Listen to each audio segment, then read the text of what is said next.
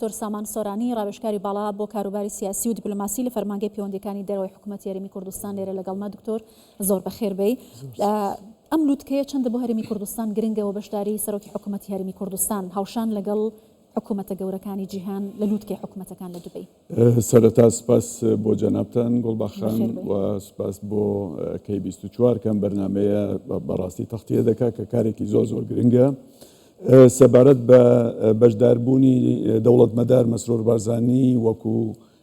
نوێنەری کوردستان لە کۆڕبەندێکی ئەوهای یاخود لە لووتکەیەکی جیهانی حکوومەتەکان گرنگیەکی زۆری هەیە بۆ لەبەرەوەی حکوومەتی هەرێمی کوردستان لە ساڵانی ڕابردوو کار و چاکسازی زۆر گەورەی ئەنجام داوە بەوەی کە هەرێمی کوردستان هەنگاوی زۆری ناوە بەرەو پێشەوە بە تایبەتی لەو بوارانەی کە گرێدراون بە ژێرخان گرێدراون بە دیجیتالکردنی پێکهاتەی حکوومەت و لە هەمان کاتیشە کار لەسەرەوە کراوە چۆن بتوانین ئێمە کەرتەکان با بڵین بێجگە لە نەوت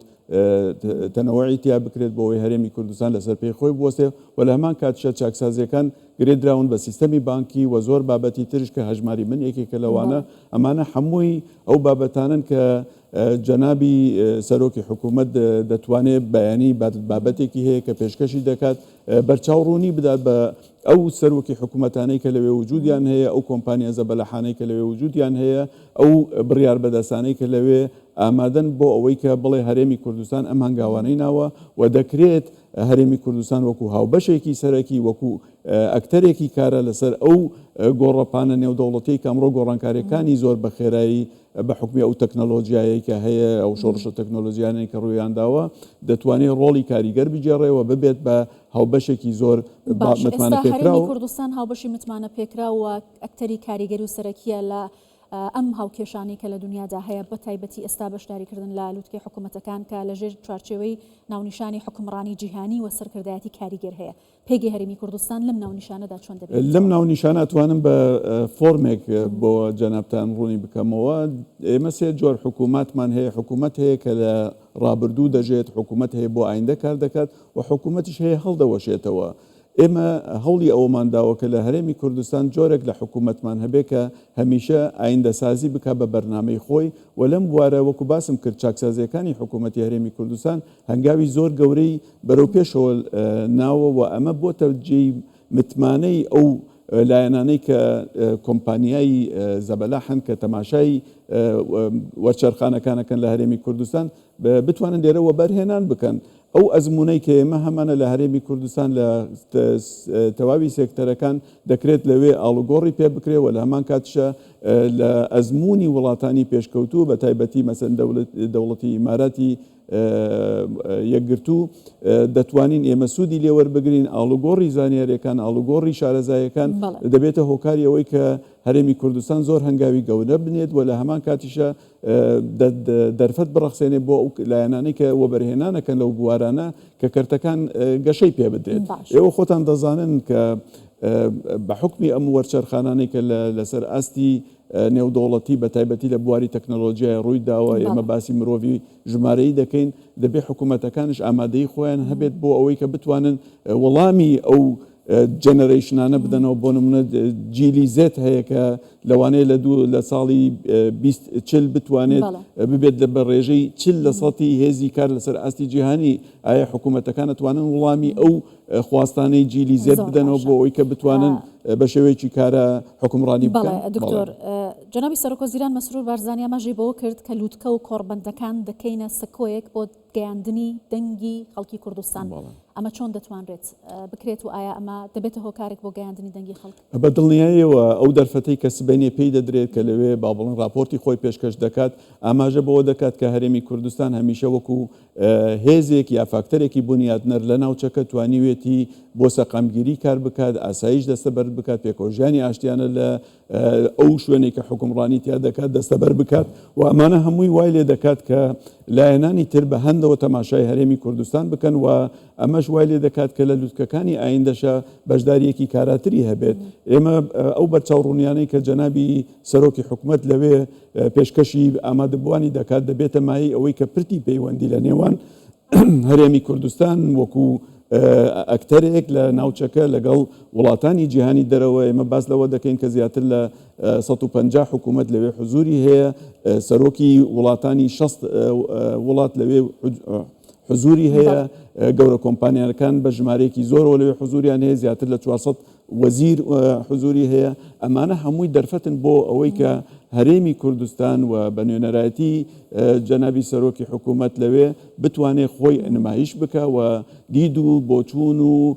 ئاراستەکانی و سیاسەتی و چاکسازیەکانی کەنجامی داوە لەوێ بیخاتە ڕوو بۆ ئەوەی بەرچاوڕوونی بە لایەنی بەرامبەر بدات. دکتۆرێک لە خاڵە سەرکیەکانی ئەم لووتکەیە ئەم کۆڕبەندە کە بەڕێوە دەچێت بە دیجیتالیکردنی حکوومەتەکانە کە حکوومەت یاریمی کوردستان هەنگاوی بەرەم بابەتە ناو جەنابەت ئاماژەت بە هەندێک لە خاڵەکانی کرد لە ماوەی کابینەوەی حکوومەت یاریمی کوردستان وەرچەرخانێکی باشمان لەم بوارەدا بینیوە لە ڕێگەی چاکسازیکردن بە دیجیتالیکردنی دامەزراوەکانی حکوومەت و کۆمەڵی پرۆژەی دیکە و هەوکات لەگەڵ ئەماراتی ڕێککەوتنی لە بواری دیجیتالیدا کردووە چۆن دەتوانێت کەڵک لەم دەرفەتانە وەربگیرێت بۆی کە حکوومەت یاریمی کوردستانیش بتوانێت لە ئاستی حکوومەتە گەورەکانی دنیادا بۆ ئەم هەنگاوە گرنگە پێشکەوتووە هەنگاو بنێت. خۆی کارکردن لەسەرەوەی ژێرخانی هەرێمی کوردستان بە دیجیتال بکرێت کارێکی زۆر ناوازەیە. ئێمە بینیمان لە چەند ساڵی ڕابردوو کە چۆن توانیمانە هەنگاوی زۆر گەورە بنین بە حتەنانە دەستگاکانی دام و دەستگاکانی حکوومەت زۆربەی بە دیجیتال کراوە بانقەکانمان وەکو سیستەم بە دیجیتال کراون و لەگەڵ ئیماراتی عەرەبی ئێمە ساڵانە با بڵێن ئەو ڕێککەوتنامەمان نوێ دەکەینەوە بۆ ئەوەی کە بتوانین هاوکاری یەکتر بین و ئەوانش بتوانن ئەزمموی خۆیان پێشکەش بە ئێمە بکەن ئەمە لەلایەک بەڵام ئەوەی کە گرنگە لێرە تەماشای بکەیت ئەم وەرچەرخانانەی کە ڕووی داوە ئێمە باس لەم بە بابەتە سیاسیەکان ناکەین کە لە سایی چ گۆڕانکاریەک یا خۆ ڕووداوێک لەسەر ئاستی هەرێمی و نێودەوڵەتی بوونی هەیە تۆ باسی کێشەی با بڵێن نێوان ئێران و وڵاتێکی وەکو ویلایەتە یەکگرتووەکانی ئەمریکاکەی شەڕی ئۆکرانیا و رووسیا هێشتا بەردەوامی هەیە ئەمانە لا بدەینە لاوە گەر باس لە بابەتێک بکەین کە زۆر گرنگ هەیە ئەمڕۆ 4 هێز ئەتوانن ببن بە فاکتەری سەرەکی بۆ ئایندەی جیهان بە شێوەیەکی گشتی. هێزی یەکەم ئەو هێزەیە کە پێی دەوترێت زیرەکی دەستکرد. ئەمڕۆ زیرەکی دەستکرد تەنها ئەوە نییە کە یارمەتی دەری ئێمەی مرۆڤ بێ بەڵکو بۆتە هاوبەشێک لەگەڵ ئێمە لەوانەیە لە ئایندەیە بتوانێت ببێتە بڕیاردەرێکش چەندێک ئێمە بتوانین سوود لە وەربگرین ئەمە گرنگی خۆی هەیە. لەلایەکی ترەوە ئەمڕۆ پزیشکی خۆی پێشکەوتنێکی